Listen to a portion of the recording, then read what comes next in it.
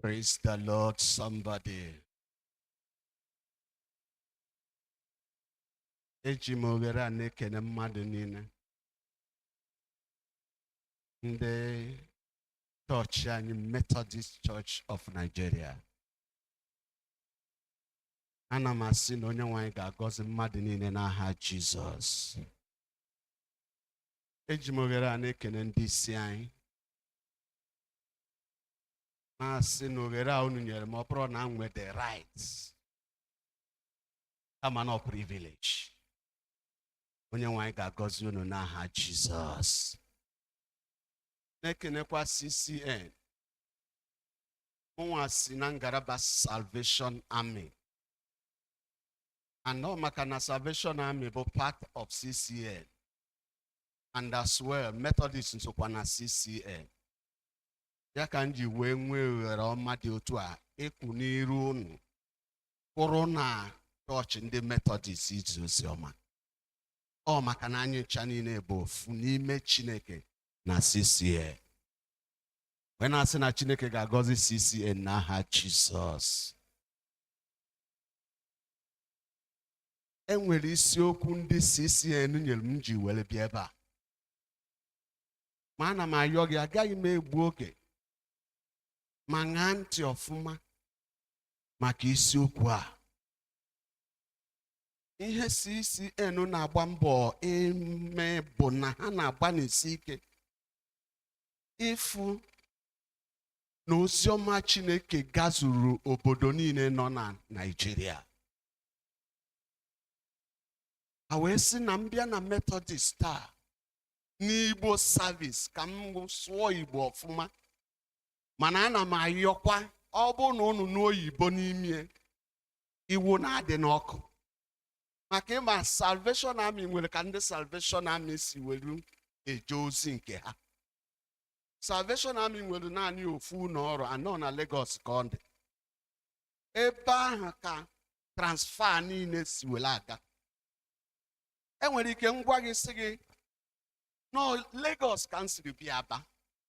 Ị ga na wonder why. So all the while m na-ego ozi na Yoruba land ka m nọkarịsị. Ọ bụ na o nwere onye Yoruba n'ebe anyị nwere ike iji Yoruba zi ozi ọma. Mana Igbo bịa na-ahịatụrụ nwa obere ala. Ị na-asị m ọchị na mbụ ka onye Igbo. Onyenwe anyị gọzie gị dịka ị na-aṅa m ntị n'aha Jizọs.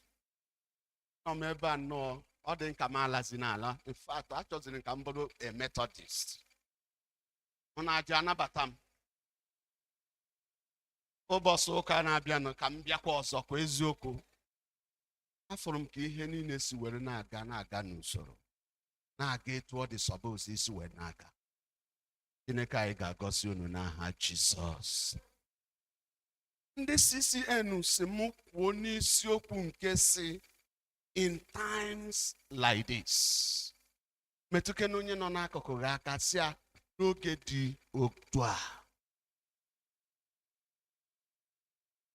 Ọ bụ na ị na-aga n'ụzọ nụ ka mmadụ na-ekwu n'oge dị otu a. Ọkwa o nwere signal o nwere ike inye gị n'ime obi. O nwere ike ịgwa gị na enwere ihe na-emenụ adịghị eme ọfụma. Some time ago, my wife bịakwutere m sị na enwe ezi ihe dị n'ụlọ. Sị ya ihe dị ka ego one ka ị chọrọ ị ga-eji wee jee afịa. O wee kwuo ego n'ọbụ. Wee gbanịsi ike wepụta ego na metụ onye nọ n'akụkụ ha kasịa ego na ahụ o kwuru. Ya ka m were nye my wife sị ya were jee afịa. My wife ewere jee afịa. Enweghị ebe njere anọ m n'ụlọ nọ na paseji na-eche ka mmadụ mgbe ọ ga-abata. Ọdụ nwantịtị my wife abata sekpuru bako bak na-efe ka na ya atụfu.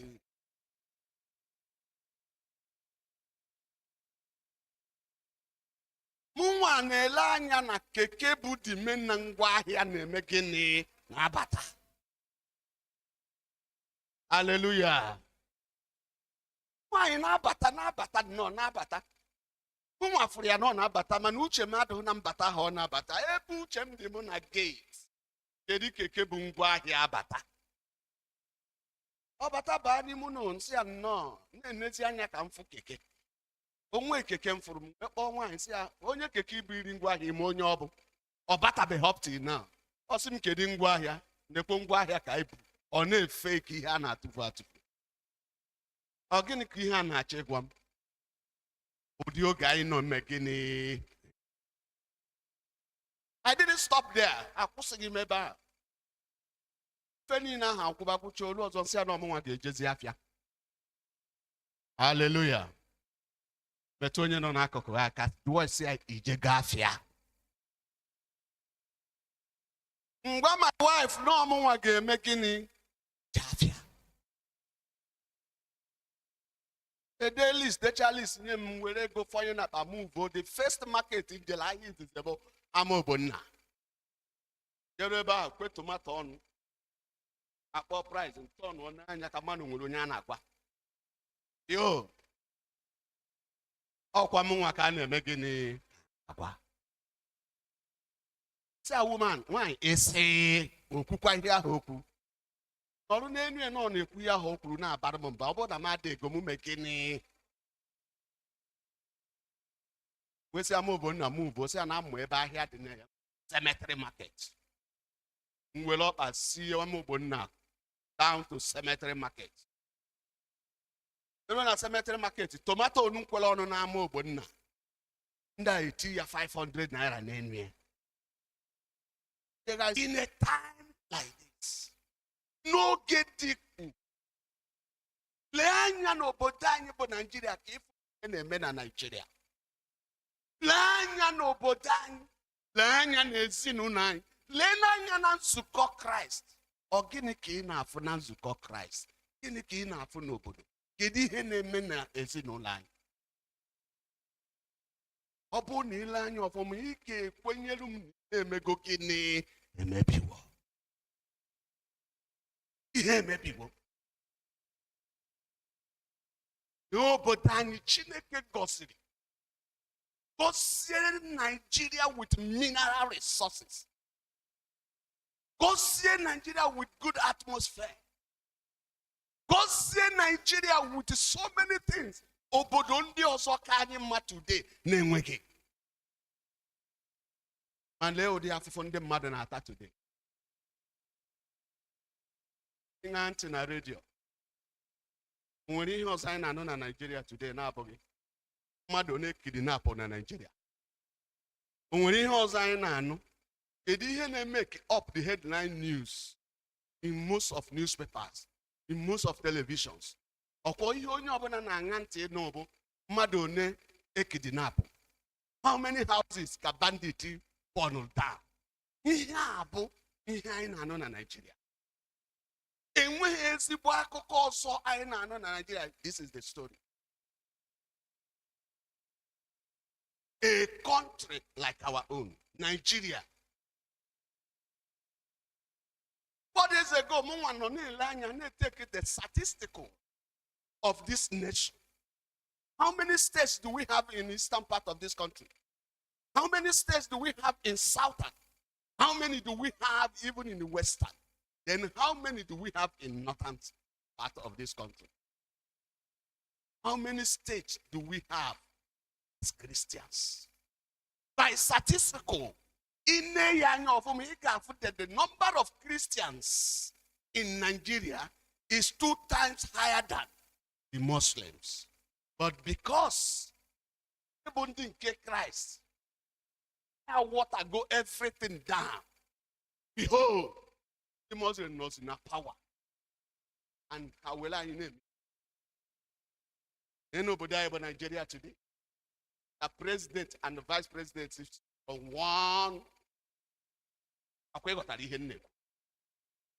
And what is happening? In a time like this, I was speaking now one day church Bishop Nkangwa do I see Namuku Mbosie mere apparatus increase. Do they consult you? Because when you organ a phone, God say Edini nature. I am very keen in rice ego. Ego neki nature, I'm very keen in rice. And when you organ a phone. because Pasarago does not matter. Manopia even 2,000 years ago, the scripture in 2 Timothy chapter 3 from 1 to 9, or saying, be careful because a time like this will do what? God. Not happy. A time the mother got confused. A time you will not even know what is the next line of action. He heard about the next argument the next morning. In one idea. Yeah, but then, fuel I know within Nigeria. Gano Bodonine, very keep your good fuel na time. Price in their own country to better than our own price here. What is happening in a time like this? Kidnappers all over the place. A kidnapper in your state till today. And we only na-ekwu eziokwu gbasara ụmụaka dị nkuzi.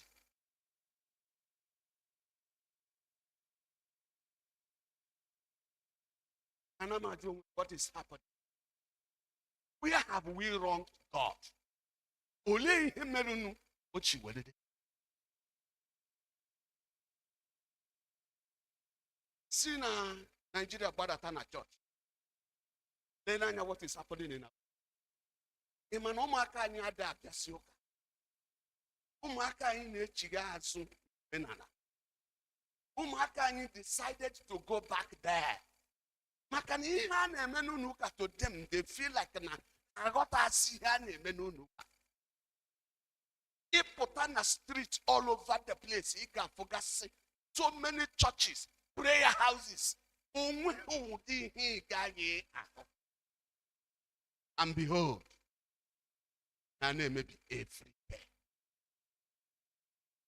Learning about in our various homes. Imagine maybe the problems. Umaka in send this school, go and study. And when can I go and when can I go only few of them?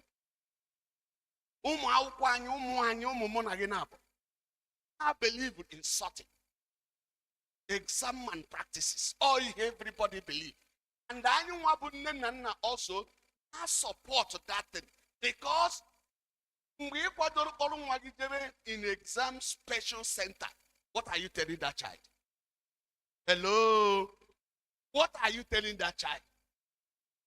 We to go and sit for exam on behalf of your child. What are you telling that child?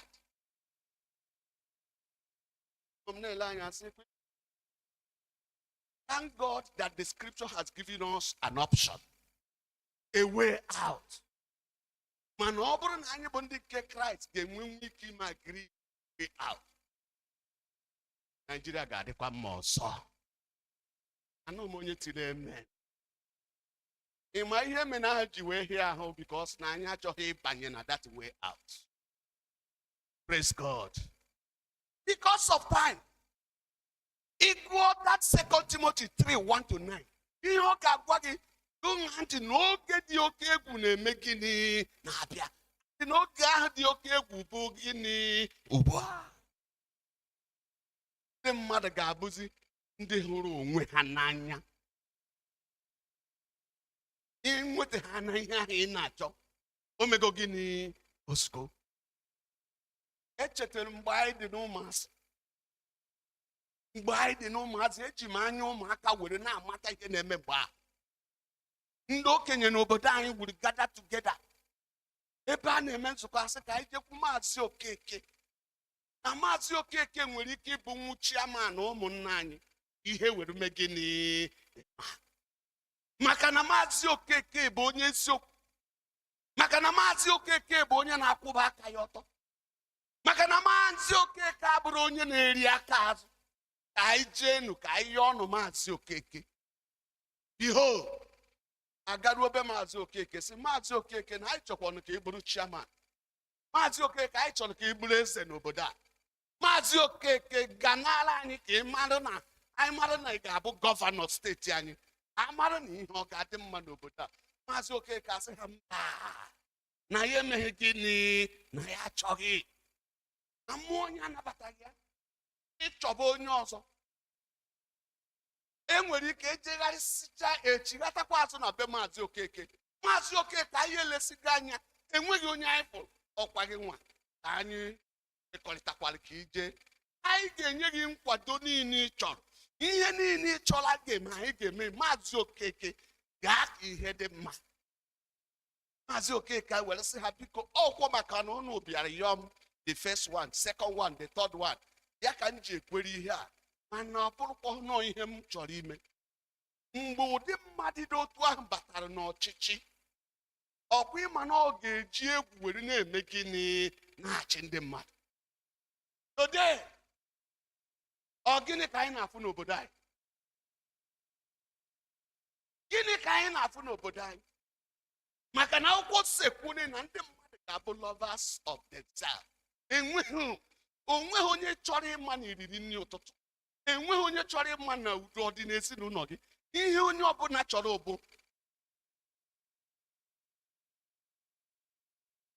echetara n'obodo ndị ọcha, ịbata n'obodo ndị ọcha, onye mere prezidenti n'obodo ndị ọcha ga-afụ na ihe adịghị aga ọfụma. Ole anya sị ọ ya akwụkwọ na m amaghị ihe m na-eme o were pen and paper dee akwụkwọ sị na ya adịghị emezi gịnị na ya adịghị arụsị. 12 o'clock midnight, akụ aka n'ụzọ. In a time like this, men and women will be lovers of themselves. Ha ga-adị boastful. In a time like this. And the Bible Society of Nigeria, and together with CCA, they come together. Olee ihe anyị ga-eme ihe a ka ọ dị. Ọkwa iji ozi ọma na-agbasa n'obodo, na-eje obodo niile na-agwa ndị mmadụ maka ndị a bụ ndị kidnappers. Kedu ụdị egbe ị nwere ị ga-eji wee je confront ha? Don't have. Ndị nwere ihe a ga-eji wee confront these people adịghị ekwu okwu. Ọkwa eziokwu. Ha adịghị ekwu okwu.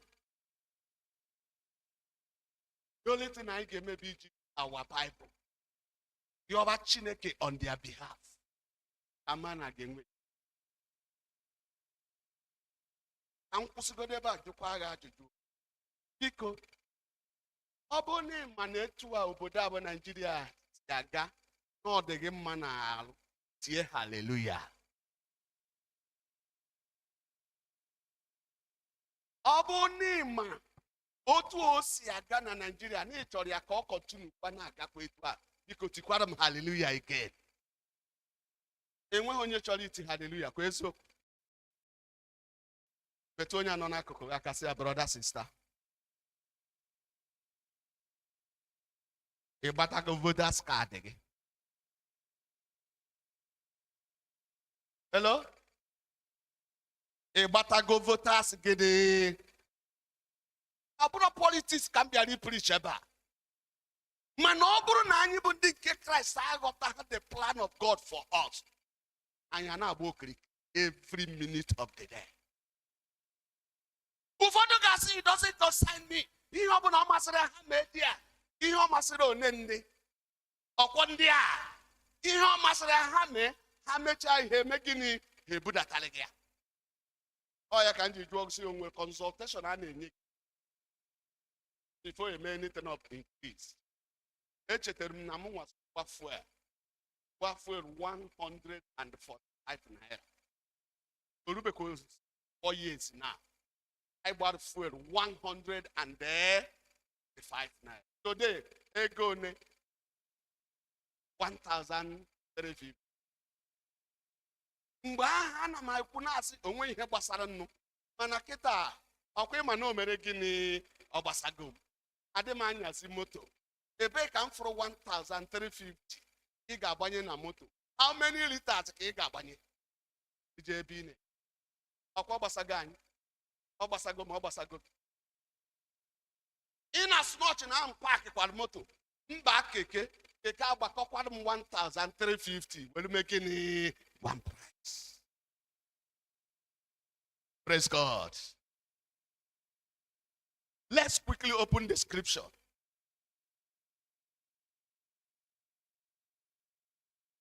Are you there with me? First Chronicles chapter 12. Projector, please, can you give me that First Chronicles chapter 12, verse 32? Let us see what happened there before we go to the final and check off for the day.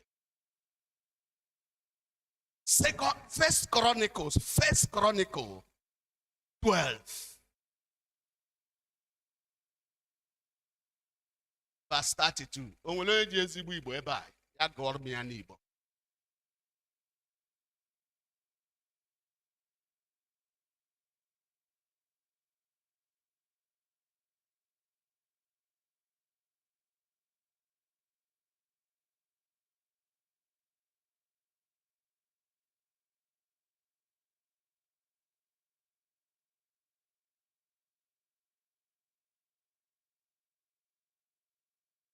Praise the Lord. Osigi no maka Isaka. Ndi gora konso welu Second Timothy chapter 3, 1 to 9. Now a time like this will come. Bible see no maka mel understanding of that word, that time. And they know what ought to do at any given time. Behold, conversation, their plans and discussion, how to overcome this time. And the Bible says, Nahama, what to do any given time.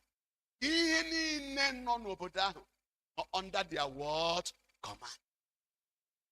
Omaka understand. To your neighbor, I can say, neighbor, Egotaloga. Egotaloga.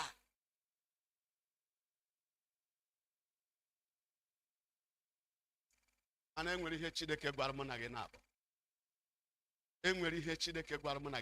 Even in that, I didn't make a mistake in that. Second Chronicles 7 verse 14. And eba kanga chiko akoge.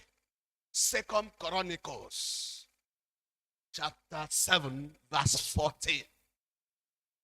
Projector, the Kenyan know you go sorry. I go know you by we go in Igbo. You won't add the knock.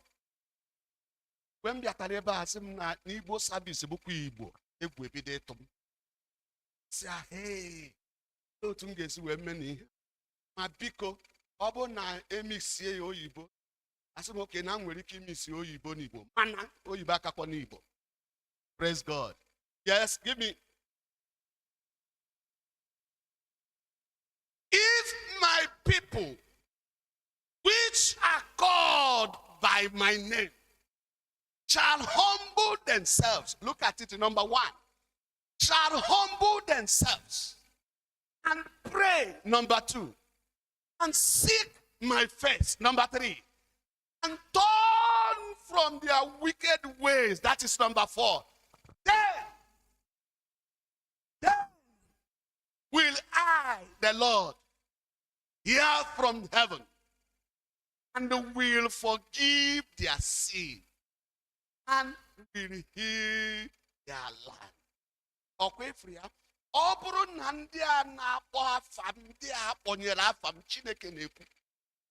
Number 1 will humble themselves. You wait to 1. Na church anyane anya. Enwere nwetu onwe naanị na church. Ọ dịghị onye ọbụla inye correction na church esigo ya pụọ na church. Ọ pụzie na church ihe ọ ga na-ekwu everywhere bụ n'ụkọchukwu anyị emego gịnị achụọla m. Kedu etu ụkọchukwu si wee chụ ya maka na o nyere correction. Hallelujah. The next thing ọ ga-eme bụ ọ chọrọ unu ebe a na-eme ekpere prayer houses. Betukede onye nọ n'akụkụ ya kasị ya ị na-eje ebe a. Hallelujah. If you don't humble yourself, your prayer is a waste. Hello? Bible, you will humble yourself. If the church of God, if we Christians, if we born again, if we the people of God will humble ourselves, not because of what we will get today, but because of tomorrow. Seek the face of God because of our children. And we pray. Turn away from that wicked ways. You know the wicked ways. They turn away from that.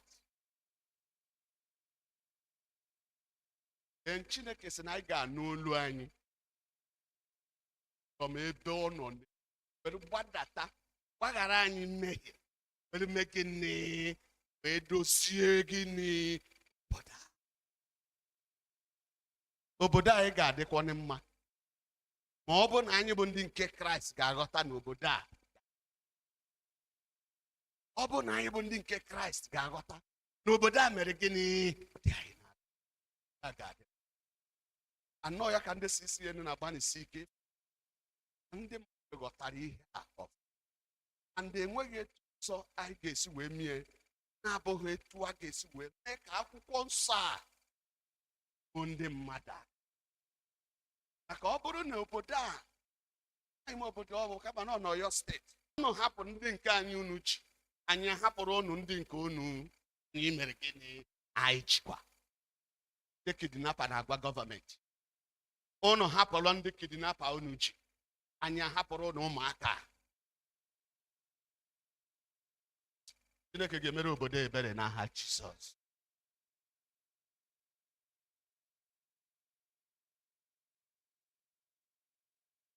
I ask myself a question. Ajụrụ m onwe m ajụjụ. Onye na-apụta negotiate with government, ebe ka ọ nọ were negotiate with government? Onye na-ekwu ihe a kedu ebe ọ nọ were na-eme gịnị na-ekwu ya? Ịma na m gwara gị from beginning na ikwutọ gọọmenti today by 12 o'clock midnight ị ga-ama na gọọmenti mere gịnị ma ebe ibi. Ọkwa n'aka Jehova ka anyị dị. Ọkwa nọ n'aka Jehova ka anyị mee gịnị guzo n'ụkwụ gị.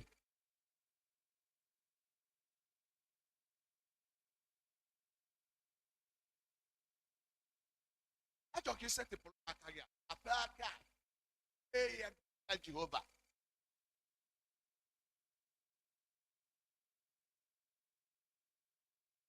Si Jehova ya saa aka gị asapịa yi inyi dị na ya n'odeti inyi dị na ya ya sapụrụ gị ya ka ekpere anyị ga-ekpe kịta ka Jehova were saa ya sapụ ya. Because if my people who are called by my name shall humble, humility, one of the key factors. And they better the church obviously are here for that humility.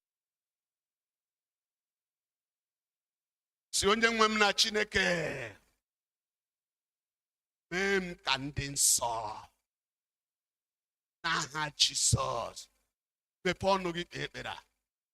Si Chineke ya mee gị ka ị dị gịnị ka ị dị nsọ.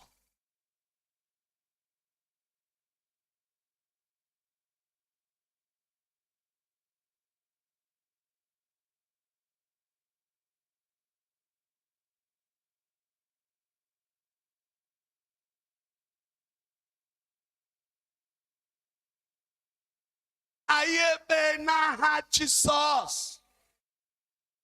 Si onye nwe m na Chineke dịka ụmụ gị nke anyị bụ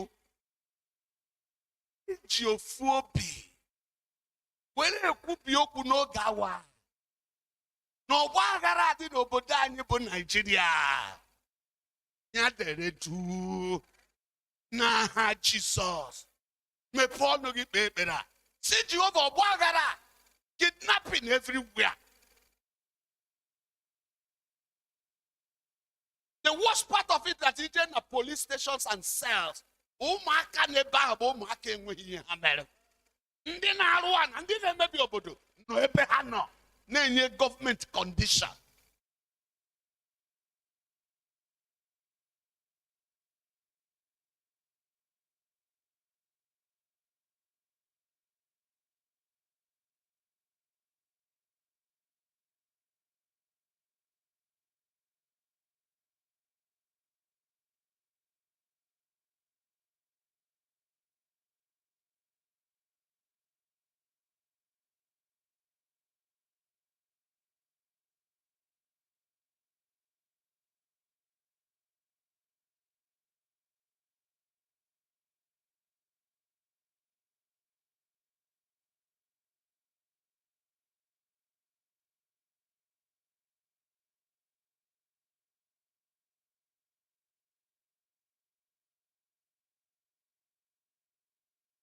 Ayebe n'aha Jesus.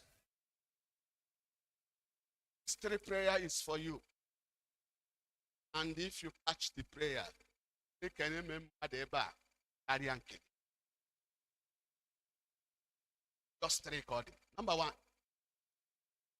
This year 2026. The Lord has said that this year will be a year of testimony. And you and your family will testify in the name of Jesus.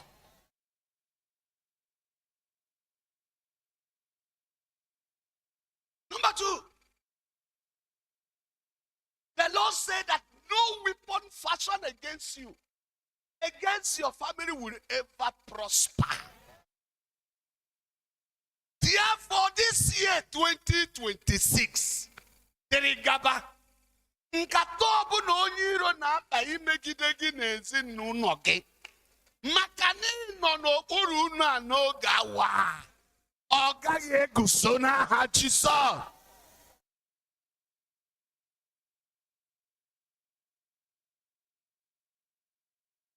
Ụmụ gị nọ somewhere. You know where they are. Mama amaro ha. Mana njem ọjọọ bụ na ndị iro ọha kidnapper, bandit na-eje megide ụmụaka n'ime mmụọ ma na mpụta ihe. Maka n'ịnọ ebe a n'ụtụtụ a, ana m ekwubi okwu na-asị na njem ọjọọ ahụ ga-abụ in vain.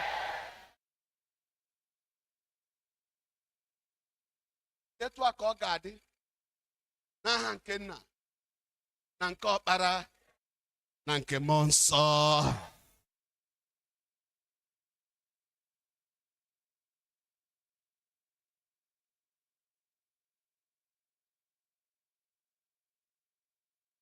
Praise God. Nọdụ anyị. Ụzọ ihe abụọ ka m jiri bịa.